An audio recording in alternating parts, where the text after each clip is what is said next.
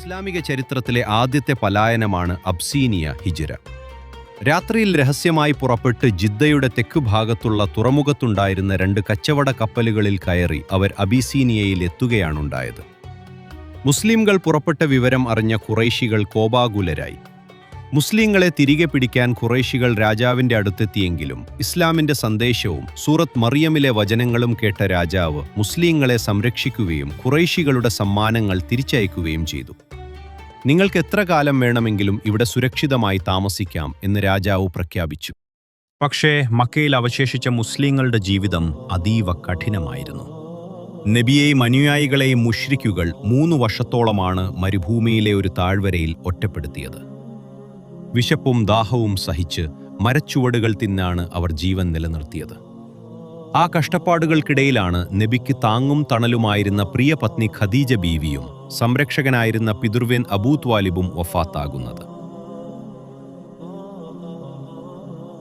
പൂർണ്ണമായും ഒറ്റപ്പെട്ടു പോയ നബി സല്ലല്ലാഹു അലൈഹി വസല്ലം ഒടുവിൽ വളർത്തുപുത്രനായ സൈദിനെയും കൂട്ടി പ്രബോധനത്തിനായി ത്വായിഫിലേക്ക് തിരിച്ചു.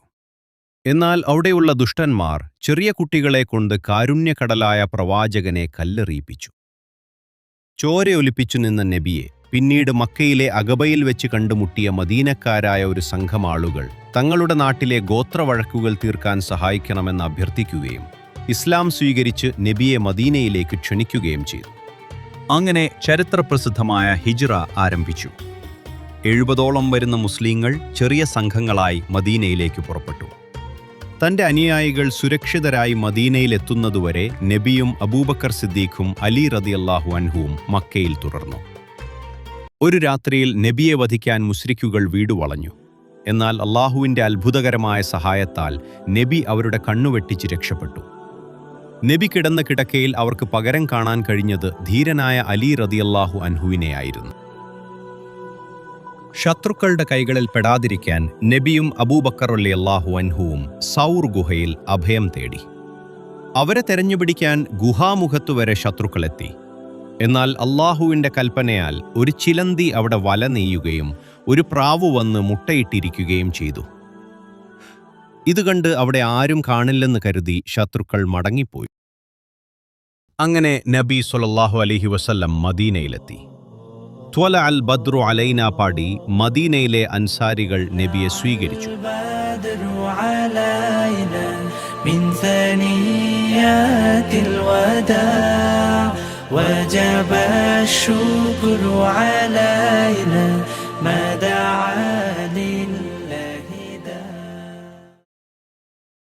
പ്രവാചകന് വീടും പള്ളിയും വെക്കാനുള്ള സ്ഥലം കണ്ടെത്തിയത് തിരുമേനിയുടെ ഒട്ടകമായിരുന്നു. അബൂ അയ്യൂബുൽ അൻസാരി റളിയല്ലാഹു അൻഹുവിന്റെ വീടിനടുത്ത് ഒട്ടകം മുട്ടുകുത്തുകയും അങ്ങനെ മദീനയിൽ മസ്ജിദുൻ നബവി പണിയാൻ തുടങ്ങുകയും ചെയ്തു.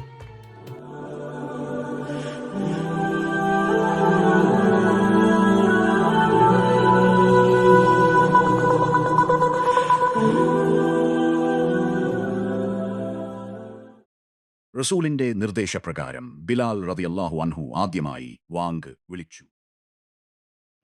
الله أكبر الله أكبر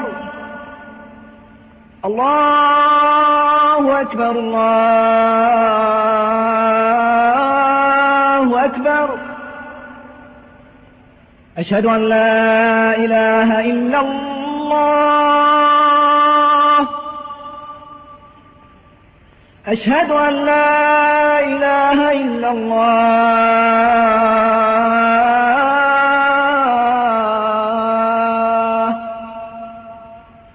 أشهد أن محمدًا رسول الله.